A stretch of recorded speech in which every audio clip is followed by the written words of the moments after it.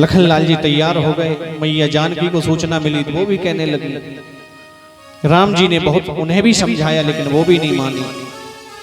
वो कहने लगी, जिए बिनु देह नदी बिनु बारी, जिए बिनु देह नदी बिनु बारी, जिए बिनु देह नदी बिनु बारी, तेसी अनाथ पुरुष बिनु नारी, तेसी अनाथ पुरुष बिनु नारी। कोई नहीं माना। तो राम जी लखनलाल जी मैया सीता वनवास को गए। कथा तो भागवत में ये श्लोक आया है। सुखदेव जी कहते हैं अगर रामचरित्र को 100 वर्षों तक बैठकर गाता रहूं तो पूरा नहीं होगा। भागवत में तो बहुत सूक्ष्म दिया है। तो वनवास को गए। विधना तेरे खेल अनोखे, जय हो। समझ न आते हैं विध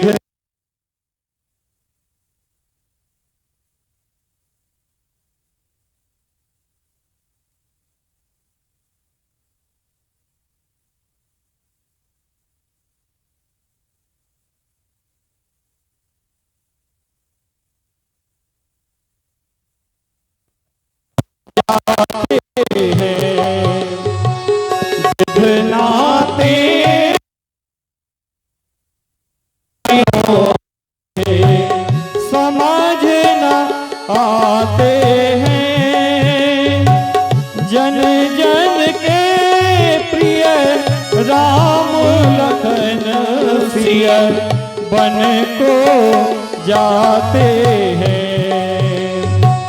बन को जाते हैं, समझ न आते हैं।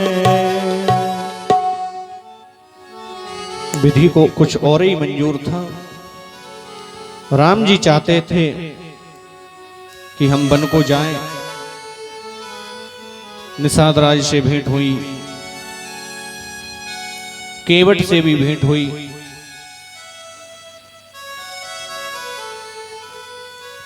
केवट प्रसंग में आता है कि मांगी नाव न केवट आना, कहीं तुम्हार मरम में जाना।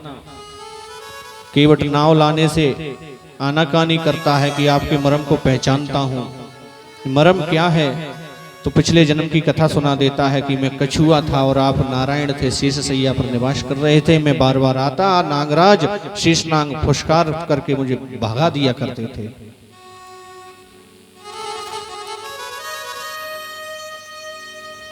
और कहता है केवट के छुअत सिला भई नार सोहाई, कि जब आपके चरणों के स्पर्श से एक पत्थर नारी बन गया तो मेरी नाव तो काट किए, पाहन ते न काट कटनाई।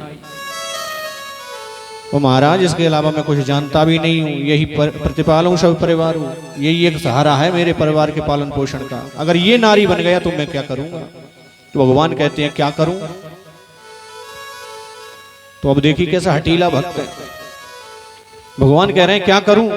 तो भगवान से कहता है कि पद कमल धोई चढ़ाई, नाव नाथ न उतराई चढ़ो। मेरे को उतराई नहीं चाहिए, लेकिन पैर धो करके चढ़ाऊंगा। पैर धोने की आज्ञा दो। अब भला कोई आदमी कैसे कह दे कि आप आओ और हमारे पैर पखारो? हम किसी से कहें कि हमें आपके चरण पखारना है तो बात बनती है, और वो हमसे कहे कि हमारे पैर पखारो तो ये बात तो कोई नहीं बनती। लेकिन केवट ने राम के मुंह से कहलवा लिया। राम जी बोले, बेग आन जल पाए पखारो, जल्दी आओ और हमारे पैर पखारो। हो तो विलंब उतारे पारो, हमें देर हो रही है, पार उतरना है।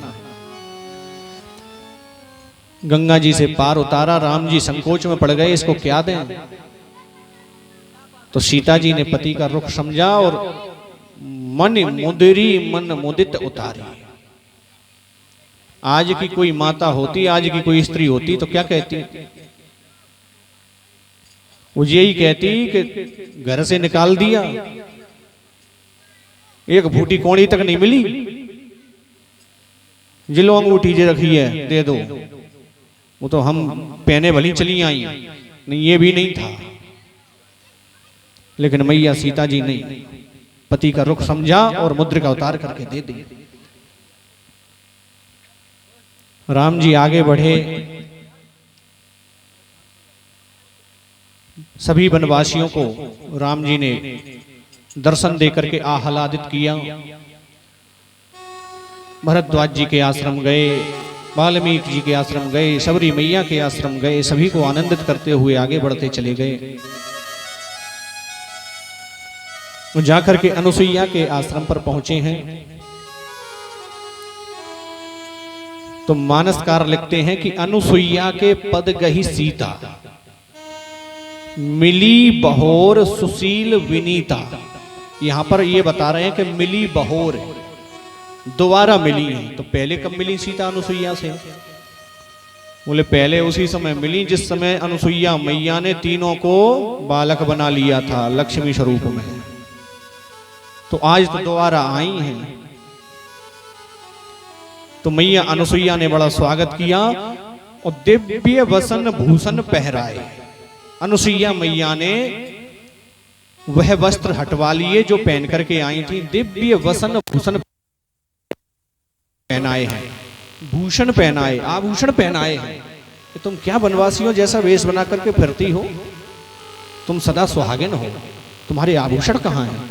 आभूषण पहनाए, वस्त्र पहनाए। वो वस्त्र इतने दिव्य थे कि जे नित नूतन अमल सुहाए, वे कभी पुराने से नहीं लगते थे, वो सदैव नवीन रहते थे। और नारी धर्म की शिक्षा अनुसुईया ने मैया सीता जी को दी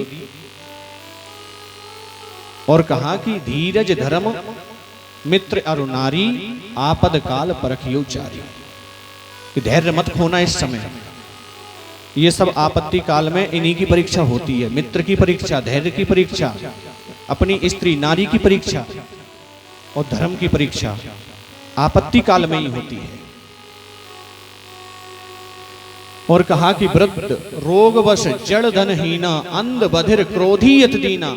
अगर किसी का पति बूढ़ा है, अगर किसी का पति क्रोधी है, अगर किसी का पति बहरा है, अगर किसी का पति किसी कारणवश अंधा हो गया है, किसी का पति दीनहीन है, किसी के पति पर पैसा नहीं है, तो उसका अपमान मत कर देना।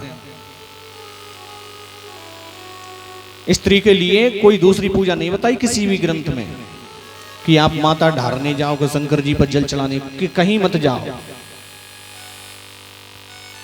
एक ही धर्म एक व्रत नेमा, एक ही धर्म है, एक ही व्रत है, एक ही पूजा है, एक ही उपवास है। क्या कि काय वचन मन पति पद प्रेम, सच्चे मन से सच्चे हृदय से अपने पति की सेवा करना।